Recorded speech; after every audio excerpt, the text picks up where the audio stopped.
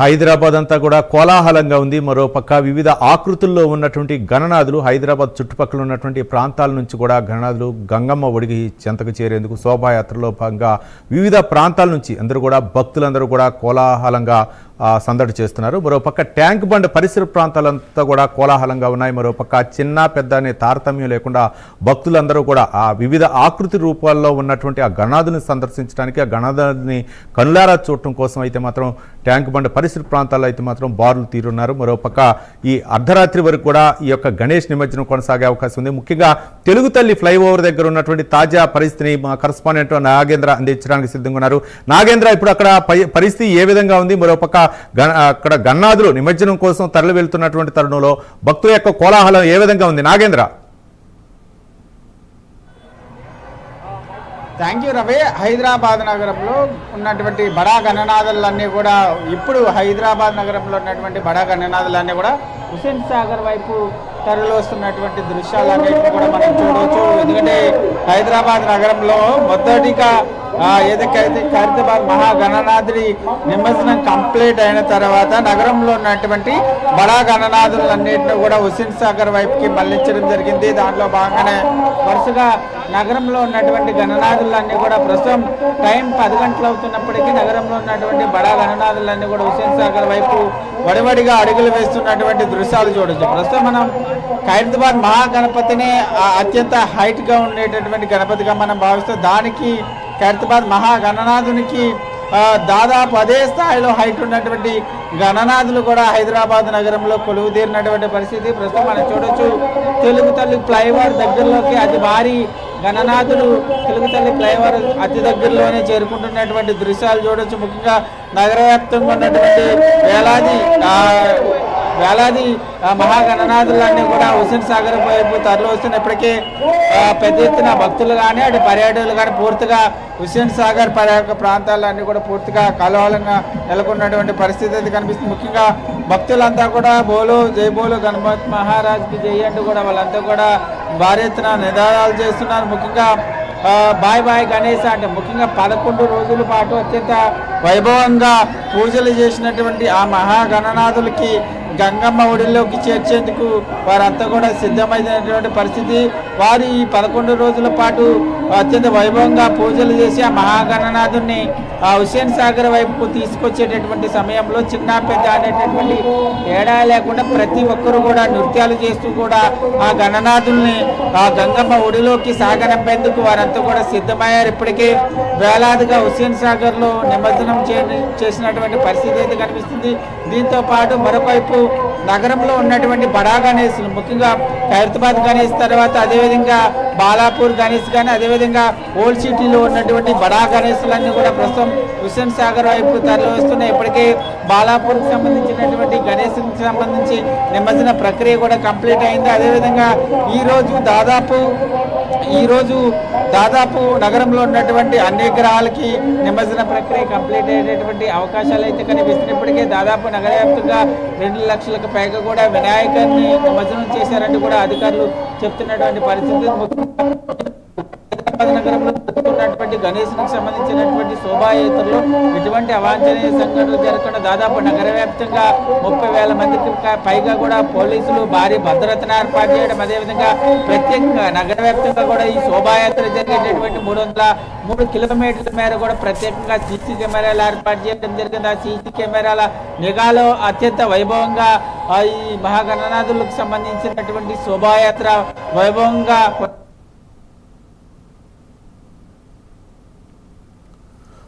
Right. మనం శోభాయాత్ర అంగరంగ వైభవంగా జరుగుతుంది. మరోపక్క భక్తుల కోలాటాల నృత్యాల నడుమైతే మాత్రం ఆ వినాయకుని శోభాయాత్ర కొనసాగుతుంది. మనం చూస్తున్నాం లైవ్ ద్వారా ప్రైమ్9 స్క్రీన్ మీద చూస్తున్నాం. మరోపక్కడ మౌంజా మార్కెట్, మరోపక్క చార్మినార్, అలాగే ట్యాంక్ బండ చుట్టూ పరిసర ప్రాంతాల్లో అయితే మాత్రం గణనాథులు బారులు తీరున్నటువంటి దృశ్యాలని మనం చూస్తున్నాం వివిధ ఆకృతి రూపాల్లో. మరోపక్క ఆ నాగ పడిగపై నృత్యం చేస్తున్నటువంటి గణనాథుని చూస్తున్నాం. మరోపక్క అంటే వివిధ భంగిమల్లో ఆయన ఉన్నటువంటి అంశాలను చిత్రీకరించినటువంటి గణనాథుని చిత్రాలను కూడా మనం చూస్తున్నాం. మరోపక్క అంటే వ్యయ ప్రయాసలు కోర్చి వాళ్ళు అంటే సంవత్సరానికి వచ్చేటటువంటి ఒక్కసారి వచ్చేటటువంటి పండుగ, అదే హిందువులకు మొట్టమొదటిసారిగా వచ్చేటటువంటి పండుగ గణనాథుని. ఆ గణనాథుని గనక ఎంత భక్తి శ్రద్ధలతో కొలిస్తే ఆ విఘ్నాలన్నీ తొలగిపోయి ఆయన శుభాలు సమకూరుస్తారని చెప్పేసి హిందువుల ప్రగాఢ విశ్వాసం. ఇందులో అంటే ముఖ్యంగా కులమతాలకు అతీతంగా చాలామంది కూడా ఇందులో పాల్గొంటున్నారు. ఆ గణనాథుల్ని ఆ వివిధ ఆకృతి రూపాల్లో ఉన్నటువంటి ఆ గణనాథుల్ని చూసి తరించడం కోసం చాలామంది కూడా అంటే వాళ్ళు ఉద్యోగాలకు వెళ్ళినా సరే ఈ సాయంత్రం అయ్యే వేళలో అయితే మాత్రం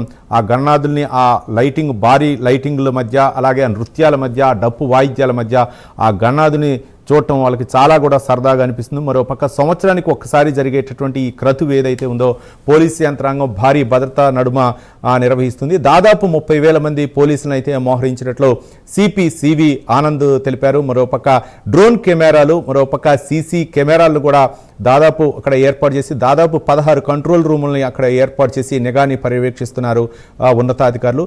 మరోపక్క అంటే ఆ యొక్క నృత్యాలు కోలాటాల నడుముల అయితే మాత్రం ఆ భక్తులు తమ పారవస్యంతో పరవశించిపోతున్నారు. అంటే హిందువులకు మొట్టమొదటిసారిగా వచ్చేటటువంటి పండుగ వినాయక చవితి. వినాయక చవితి వెళ్ళిపోయిన తర్వాత దాదాపు నవరాత్రులు కూడా విశేష పూజలు అందుకున్నటువంటి గణనాథుడిని మనం నిమజ్జనం చేయటం ఆనవాయితీగా వస్తుంది. దాదాపు 46 సంవత్సరాల నుంచి కూడా భాగ్యనగర ఉత్సవ సమితి ఆధ్వర్యంలో హైదరాబాద్లో ఈ యొక్క నిమజ్జనాన్ని ఘనంగా నిర్వహిస్తున్నారు. ముఖ్యంగా ఖైరతాబాద్ గణనాథునికి విశేష అంటే అక్కడ జరుగుతున్నటువంటి పూజలు అవ్వచ్చు, లేకపోతే అక్కడ ఉన్నటువంటి భాగ్యనగర ఉత్సవ కమిటీ ఏర్పాటు చేస్తున్నటువంటి అక్కడ ఏర్పాట్లు అవ్వచ్చు, ఆ గణనాథునికి విశేష పూజలు అందుకున్న తర్వాత ఈరోజైతే ప్రశాంత వాతావరణంలో ఆ గణనాథునికి అయితే మాత్రం ఆ నిమజ్జనం క్రతువు నిర్వహించడం జరిగింది. ఇక బాలాపూర్ గణనాథుని విషయానికి వస్తే లడ్డు అయితే మాత్రం విశేష ప్రాముఖ్యత ఉంది. ఆ గణనాథుని లడ్డూకి బాలాపూర్ గణనాథుని లడ్డూకి దాదాపు 35 లక్షల రూపాయలకి ఈ సంవత్సరం వేలంపాట్లో పాడటం జరిగింది. అయితే ఒక పారిశ్రామికవేత్తలు అవ్వచ్చు, మరో పక్క రియల్ ఎస్టేట్ వ్యాపారులు అవ్వచ్చు, ఎక్కువగా ఒక జీవితంలో ఒక్కసారైనా సరే బాలాపూర్ లడ్డూని వేలంపాట్లో దక్కించుకోవాలని చెప్పేసి చాలామంది వ్యాపారవేత్తలు అలాగే పారిశ్రామికవేత్తలు పోటీ పడుతూ ఉంటారు. సినీ పరిశ్రమకు చెందినటువంటి నిర్మాతలు అవ్వచ్చు, అక్కడ బాలాపూర్ లడ్డు వేలంపాట్లో పాల్గొంటున్నారు. ఈ సంవత్సరం ప్రముఖ రియల్ ఎస్టేట్ వ్యాపారి అయితే మాత్రం 35 లక్షలకి లడ్డూని వేలంపాట్లో దక్కించుకున్నారు. అంటే లడ్డు వేలంపాట నిర్వహించడం ఒక ఆనవాయితీగా వస్తుంది. అయితే ఆ లడ్డూకు ఉన్నటువంటి ప్రత్యేకత ఏంటంటే వ్యాపార స్థలాలు అవ్వచ్చు, మరో పక్క పంట పొలాల్లో కూడా ఆ లడ్డూని చల్లటం వల్ల ముఖ్యంగా ఆ పంటలు విస్తీర్ణంగా పండుతాయి.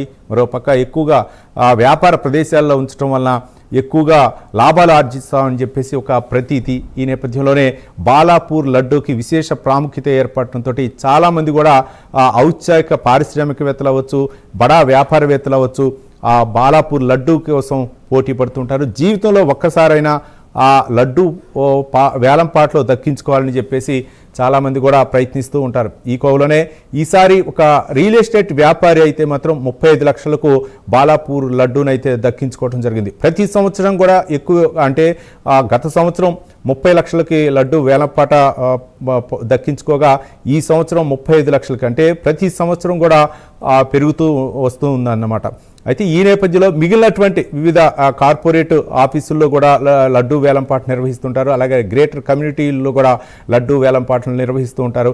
ఈరోజు అంటే చివరి రోజు వినాయకునికి దాదాపు నవరాత్రులు ముగిసిన తర్వాత ఈరోజు నిమజ్జన ఏర్పాట్లో భక్తులందరూ కూడా అలాగే ఉత్సవ సమితి ఆధ్వర్యంలో ఈ యొక్క కోలాట నృత్యాల మధ్య నిమజ్జన కార్యక్రమం నిర్వహిస్తున్నటువంటి తరుణంలో ఇక చివరి రోజు వేలంపాటను నిర్వహించి ఆ శోభాయాత్రలకి ఆ గణనాథుల్ని సాగనంపుతున్నటువంటి తరుణంలో వేలంపాట్లు అంటే ముఖ్యంగా అక్కడ ఉన్నటువంటి ఔత్సాహికవేత్తలు ఒక్కసారైనా సరే భక్తి పార్వస్యంతో ఒక్కసారైనా సరే లడ్డూని వేలంపాట్లో దక్కించుకోవాలని చాలామంది పోటీ పడుతుంటారు. దీనివల్ల కొంచెం ఆలస్యం అయ్యే అవకాశం ఉంటుంది. ఇక సమయాభావం వల్ల మధ్యాహ్నం నుంచి ఎక్కువగా ఆ గణనాథులు శోభయాత్రకి బయలుదేరుతూ ఉంటారు.